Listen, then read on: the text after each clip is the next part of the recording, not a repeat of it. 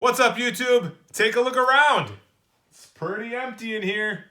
Now, if you use a card table for prep, you use your kitchen table for prep, I want to talk about why this is the ideal setup compared to what I'm doing now. If this looks like a disaster to you, hashtag hoarder. As well as showing you some footage of what's happened in the last 3 to 4 days.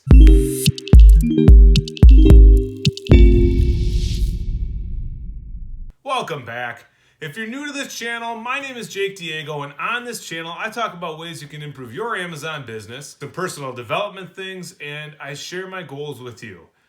Now, getting into all of this, let's talk about why this is the ideal setup. If you take a look at this table over here, it's the ideal situation because you can have your item, whether that be a flat item, a tall item, what have you, right at this level. You can see it better. It's right between your power zone, which is about halfway between your knees and waist, and about the middle of your chest. And that's where you want to lift things, that's where you want to move things, that's where you want to do things for the best of your back and your lifting ability and to prevent strains and sprains also. So this is the ideal setup. You can actually go a little bit lower, but the not so great thing is like what I got going on now is you're basically hunched over to about this point, working with the product, doing that kind of thing, typing on the keyboard, that kind of stuff. So this is also great for having a keyboard and the monitor and typing into it and getting that stuff done. The other part that's beautiful about this is the workflow that we had. You'd start at the one end and you'd push it this way. It could be prepped, it could be polybagged, it could be bubble wrapped, whatever, and done in some kind of orderly fashion. The other nice thing about this is this task lighting. Now, you get something from Ross or TJ Maxx or whatever, you got this little tag, you got to match that number to the receipt to find out what the cost of goods is, if that item was over a certain dollar amount, and take pictures of it too. And maybe I could talk about that a little bit in a later video.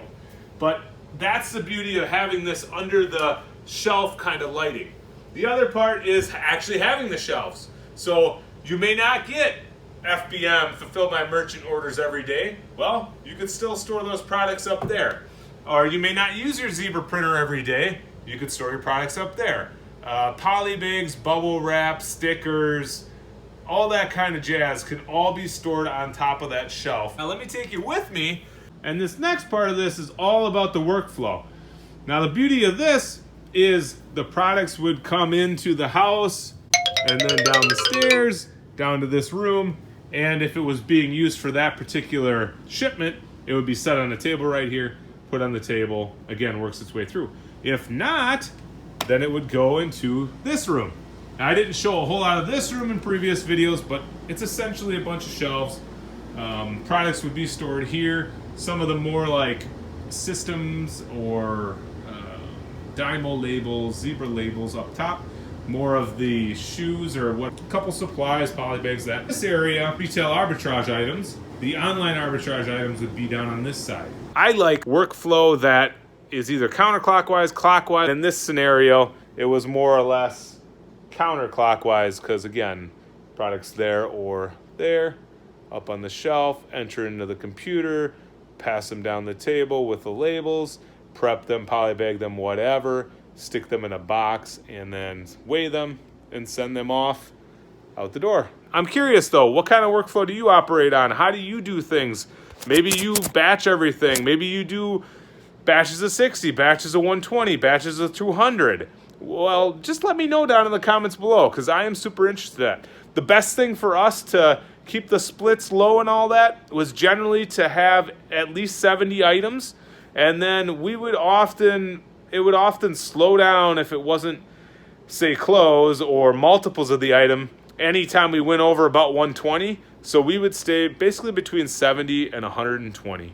So let me know down below any tips that you use. All right, YouTube, so this is the in-laws' house. If this looks like a disaster to you, hashtag hoarder. If it looks like a reseller's house, hashtag reseller. So let's check it out. Over here we have my Pokemon disaster. Maybe I'll make another video about that. Long story short, disaster. Some FBM items are over there. And then in here is where I work. This is the new work area. And again, this is all temporary, so just keep in mind that This is definitely not ideal. I had the best situation at the house. I mean, first off, the table's too low. My elbow height's right here-ish. The table's got like a good 6 to 8 inches. That's no good. My mother-in-law is probably going to kick my butt. I was making custom-sized boxes for items for FBM this year, and that was the table. That's what the table looks like. The other part, gap in between, that kind of stuff. So not only am I hunched over, am I leaning over, am I doing things like that, but it's just all around a bad deal. Now the computer setup and that, I did fix some of that with this handy trusty Region B boxes. They lifted that keyboard up a little bit, so it's not too bad for me to type things. You would look over this way, there is some, there we go, this shelf is some of the FBM as well, and also some shoes and such. And then this shelf too has some shoes. The boxes got tucked in there. So the workflow actually starts in this room, and that's where the products get taken down the stairs from the car and then sent into this room, taken on the table, entered in the computer, usually set in box, and then sent over to the prep area, which is over there. So we have a little bit of a mess. It's not bad. It's all temporary. The new place would be a lot different.